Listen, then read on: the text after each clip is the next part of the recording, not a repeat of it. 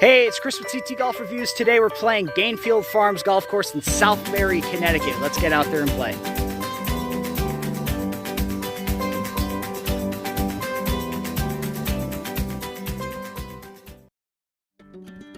Gainfield Farms, a tiny par 3 course located in the hills of Southbury, Connecticut, and right next door to Heritage Village Country Club, now known as Silo Point. That's the course you can see out in the distance on the aerial shots. Gainfield is very short and can be used for your short game and practice on your uphill and downhill shots. The course can be played in less than 2 hours. This is a great course if you're a beginner or you just want to kill some time and play a quick round of golf. They also have a simulator in the back of the clubhouse and give lessons. So if you ever want to brush up on a certain part of your game, I would suggest going to Gainfield Farms in Southbury. Now enjoy the review.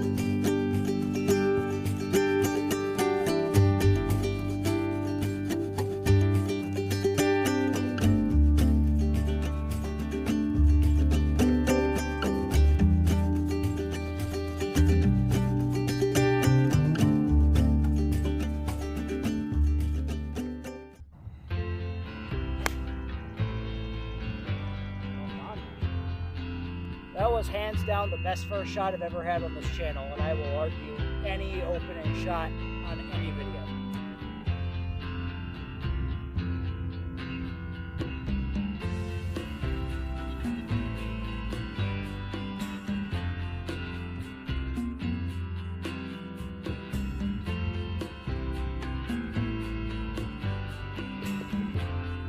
That's right, Rockstar. So there's a 5-some ahead of us. Not the course's fault, but it's the unorganized aspect, I guess. I don't know. Play in order. I didn't even see these guys show up. So, and now we're gonna be here for a while. So, yeah. Just don't play in anything bigger than 4. And if you're gonna do that, use a card.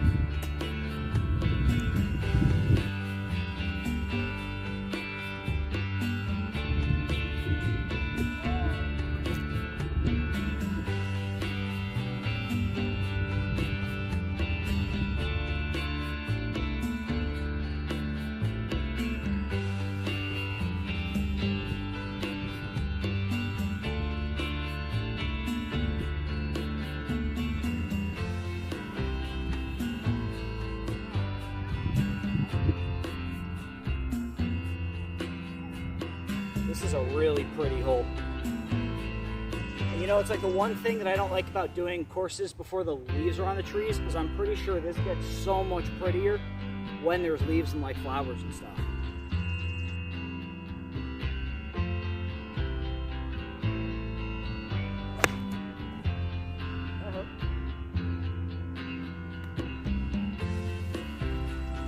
That hurt.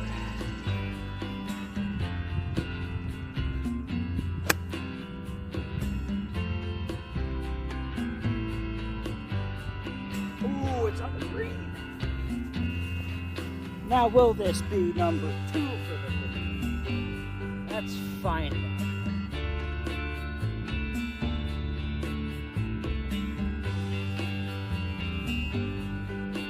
Nope.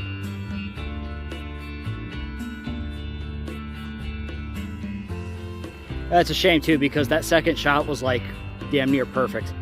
Felt so good. It was like maybe 6 feet away from the green and I missed it. Oh well. 6 to go. Alright, this has to be said, and I mean this in the nicest way possible, but some of you people who play are the slowest golfers on the planet, okay? I get it. Golf's not a quick game. But if you are going to sit there and, you know, dilly-dally and BS and not take it seriously when there's people behind you that are, or that when there's people behind you that are filming, I think you really should consider playing a little bit quicker, you know? Like I said, it's not everybody. But I do play faster with camera equipment than a lot of the people I see on the courses who are not even trying. I've never seen a ball wash like this. You open it up, put the thing in, close it, and then you crank it. And then it's done. Now this, get out of here, come on. Now this is cool. 123 yards straight, I'm using a 9-iron. Can you imagine if I hold this? It's not gonna happen, but it would be pretty funny.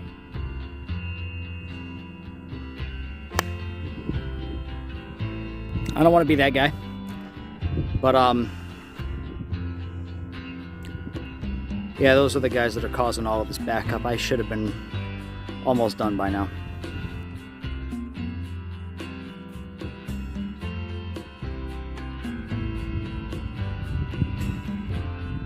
Oh, nowhere near it. Nowhere near it. Not even close.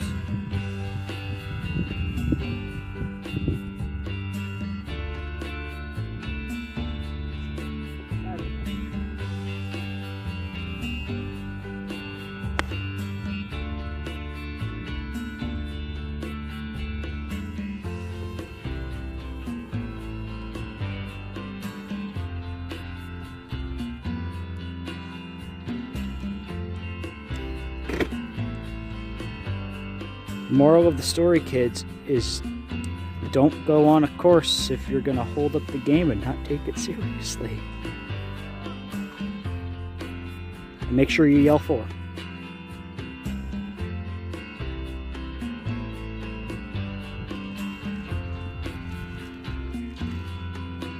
$60°, no tee. That looks like a good spot.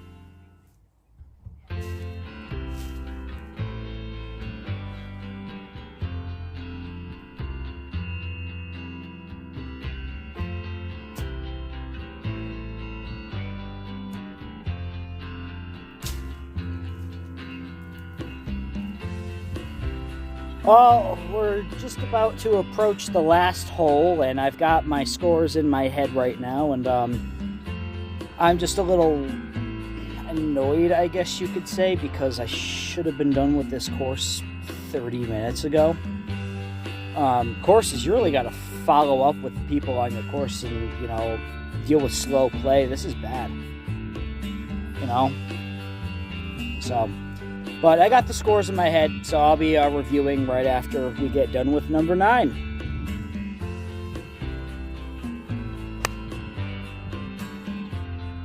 Good.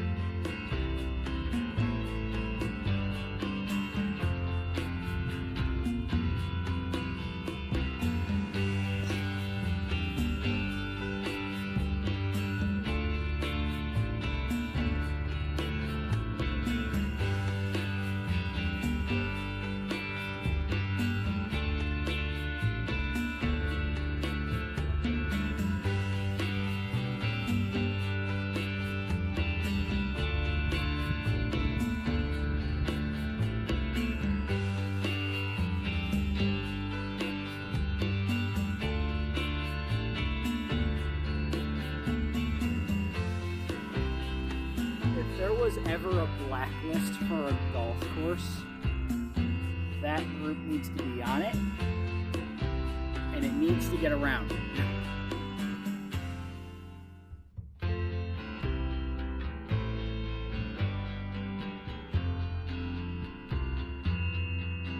I'm saying something to the people of the clubhouse about these kids. Oh, about the kids? Yeah, about the kids, yeah. 28.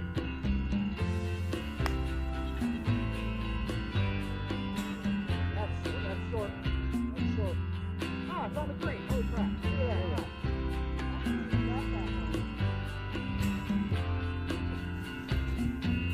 I mean, let's face it, 2 weeks in a row, birdie on the last hole, that ain't gonna happen.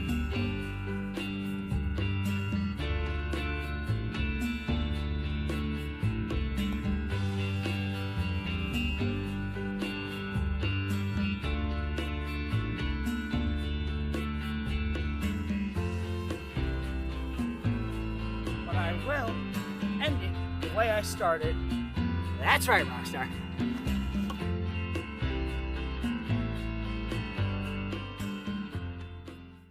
All right, let's get into the review. I'm not at the course right now. I'm actually at a park, but I had to let my phone charge. So let's talk about the course. Let's talk about the experience. Let me just get something off of my chest really quickly. Slow play should not be tolerated. I had to deal with that today, and I was not happy. Slow play is all right when you're really trying to improve your game, or you're just learning and you don't know all the rules and everything, or maybe you're trying to brush up on something or trying to learn how to read greens, and you're genuinely trying to make yourself better. I can accept that. I play golf with full filming equipment, so you would think that I play slow, but I usually try to play quickly so that way I'm not holding up anybody behind me. And I tell people that all the time. I'm like, dude, you know what? I will play as fast as I possibly could, and I usually do. However, if you are playing and you are with 4 other people and you don't want to be there, and you are let's see, what's the best way that I can put it? Acting like a child, hitting the balls off of the tee boxes all at the same time, having the balls go all over the place, not saying for, not notifying anybody, leaving huge divots in the grass, chipping off of the green into the parking lot, throwing balls into the sand pit so that way you can hit them out with a driver. Don't do that, guys. That's childish behavior, and it should be taken care of on the course. And that's all I have to say about that. The course is a 7.1. I think it's one of the highest rated par 3/executive courses on this channel so far. I really liked it. And let's talk about it. The scenery, I'm going to give a 7 for the small course that it is. It does have some really pretty aspects to it. There are flowers and stuff that are all over. There is a fly that is around me right now. It's not going away. There are flowers that are planted all over the place. The tee boxes are kept nice. The pro shop looks very nice. It's very well organized. There's actually a simulator in the back too. I didn't know that. But they keep it very clean. The signs out in the front are very nice looking. And I have to say, they don't really slack when it comes to making sure that the course aesthetic is nice, if that makes any sense. You walk up to it and you're like, wow, it's pretty here, And, there's flowers planted around the course and in between the tee boxes and on the lack of cart paths, but we'll get into that in a second. And it just makes the course look really nice. My favorite part is hole 2 and 3, and I have to say, those are probably the prettiest parts of the course because there's an airplane going over me. Wow, I can't win today. I would say, you would think I was at Airways. I would say that 2 and 3 are probably the prettiest parts of the course because they have narrow fairways, but they're also really nice to look at. And I will tell you right now, you guys saw that there's no leaves on the trees. In the summertime, the course is a lot prettier. So I am considering that as well. The last time I played at Gainfield Farms was, I think it was July of 2020. And I just haven't been back there since, but I was really impressed with it. So scenery's going to get a 7. They do a very good job. The layout is going to get a 6 only because it's not big. You don't have a lot to work with. You don't have a lot that you could really... They can't do much with the course. All right, that's the best way I can put it. And I know I probably just said that 3 different ways, but who cares? The course is easy to follow. Granted, there are no cart paths. There's no cart paths at all. And, you know, unfortunately, that loses half of the point. But they do have 2 maps to follow. One on the scorecard and the other one on this little card. It's like a foldable card that has layouts of each hole from the tee box to the green, and it's almost as if it's like a book like that I got at Westwood. But it's not. It's just on a card. So I feel like the use of that would make it a lot easier to navigate. Granted, you stand on the top of the hill on the 9th tee box and you can see the entire course. It's very easy to follow. The holes are back and forth. You know, some of them go up and down. Some of them are along the woods, but it's really self-explanatory. You can stand at any part of the course and see the rest of it from where you're standing. Again, it's very small, and it's actually right over the river from Heritage, which is now Silo Point. But yeah, layout gets a 6. Probably would have gotten a 7 if they were cart paths. The course conditions are also going to get a 6. Again, there's really not much that you can do with them. The greens are very fast, I will give you that. The rough is eh. If you hit outside of the rough, like into the woods, forget about it. I got into a fight with a vine today, as you guys saw. But the fringe is nice. The tee boxes need a little work because they're dug up. And I get it. Sometimes, you know, people tee off from them, and there's a lot of markers and a lot of divots, but it didn't really look like there was an attempt to plant new grass. At least maybe not yet. I don't know. I didn't see it, but the tee boxes could have been in a little bit better of a condition. But that's just me. The greens are fast. The greens are faster than I thought because first off, I didn't warm up. I didn't go onto the putting green. I just went straight to the first hole. And the first shot off of the tee goes straight onto the green, and it didn't roll off. And I was like, oh, okay, these might not be that bad. And I go up to putt, and I'm like, oh, psych, okay. And on top of that, they're hilly. So the hilly greens plus the fast greens, that's pretty difficult. Not gonna lie, the fairways are nice. The rough that connects to the fairways, it's like if you get it right there on the edge, it's manageable, but try not to do that. And the bunkers are nice and raked and taken care of, so it's not like you're hitting out of cake. So that's the best way I can put it. But yeah, course conditions get a 6. And that's all I got to say about that. The staff. Lefty Lori, that's how I remember her name.